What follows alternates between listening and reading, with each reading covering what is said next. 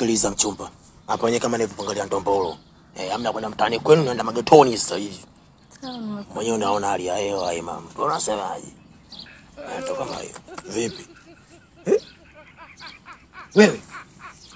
Mwachie mkono. Nimachie mkono wewe kama nani? Una ujasiri gani kusimama na wanaume barabarani wewe? Baba, samahani.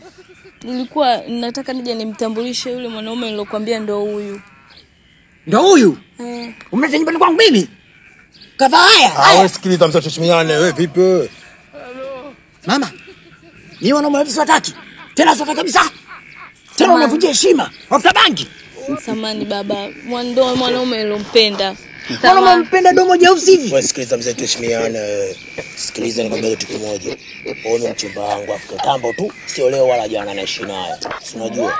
Kwa mzee sio na mapepo tolia leo toela. Na sasa nini sasa? Wewe. Sasa nakupa lasi. Bwana sikiliza. Mimi mwanangu sikozeshi. Tena nakuomba. Nakuomba mwache mwanangu bwana.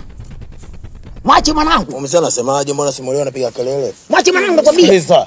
Mtoto wako wa chiki naende koko. Aende kokote. Wewe umetukuta kwenye starehe zetu tuache. Unabaki hapa jichenge wewe utukuta. Babangu. Ameua. Tulia kwanza nikuulize swali. Tulia kwanza. Baba wako vipi wanaoa? Matatizo gani? Sijui.